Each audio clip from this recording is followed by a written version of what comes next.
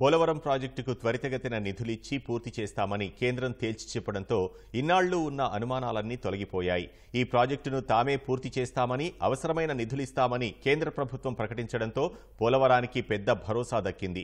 పోలవరం ఆంధ్రప్రదేశ్కు జీవనాడి మాత్రమే కాదని, యావత్ దేశానికి ఆహార భద్రత అందించే కీలక ప్రాజెక్టు అని కేంద్ర మంత్రి తన బడ్జెట్ ప్రసంగంలో పేర్కొన్నారు.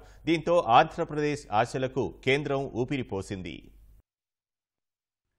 పోలవరం ప్రాజెక్టుకు కేంద్రం నిధులిచ్చే విషయంలో 7-8 ఎన్నో సందేహాలు ముసురుకున్నాయి. ఈ ప్రాజెక్టు నిర్మాణం పూర్తి చేయాలంటే పునరావాసం, భూసేకరణ కోసమే 33,000 కోట్లు అవసరమవుతాయని 2017-18లోనే తేల్చారు. ఈ నిధులు ఇచ్చేందుకు కేంద్రం వెనకడుగు వేసింది. ఒకానొక దశలో పునరావాసం, భూసేకరణలతో తమకు సంబంధం లేదని వాదించింది. నాటి ఆర్థిక మంత్రి అరుణ్ జైట్లీ, సీఎం చంద్రబాబు మధ్య ఈ విషయమై వాగ్వాదం జరిగింది. 2013-14 ధరలతో నీటిపారుదల విభాగానికయ్యే వ్యయం 20,398 కోట్లు మాత్రమే ఇస్తామని, అంతకు మించి ఇవ్వబోమని కేంద్రం చెబుతూ వచ్చింది. 2020 అక్టోబర్లోనూ దీనిపై కేంద్ర ఆర్థిక శాఖ కొర్రీవేసి ఆ నిధులే ఇస్తామంటూ స్పష్టం చేసింది. ఇప్పటి వరకు తాజా డీపీఆర్ ఆమోదం పొందకపోవడంతో ఈ అంశంలో అనుమానాలు అలానే ఉన్నాయి.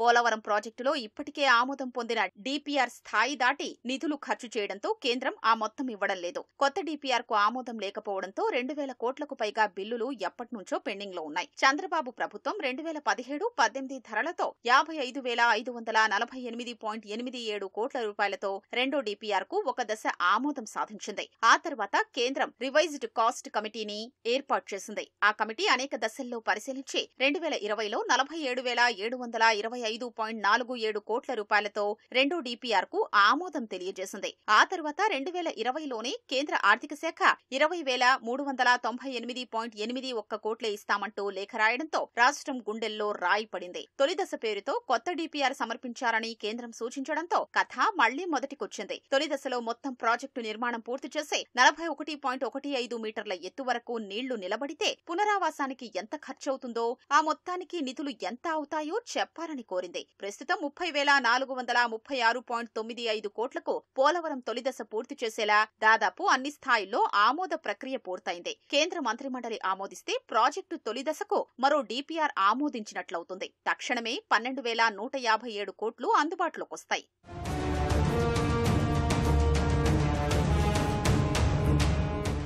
2013లో కొత్త భూసేకరణ చట్టం వచ్చింది.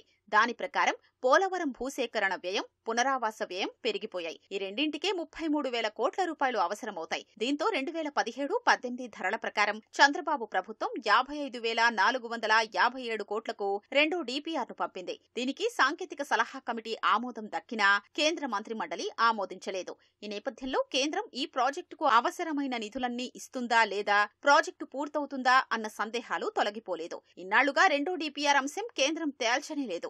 అలాంటి సంక్షుభిత పరిస్థితుల్లో తాజాగా మంగళవారం నాటి కేంద్ర బడ్జెట్తో పోలవరంపై కమ్ముకున్న అనుమానపు మేఘాలన్నీ తొలగిపోయాయి. పోలవరం నేషనల్ ప్రాజెక్ట్స్, సో అది కేంద్ర ప్రభుత్వం మీద ఉంటుంది.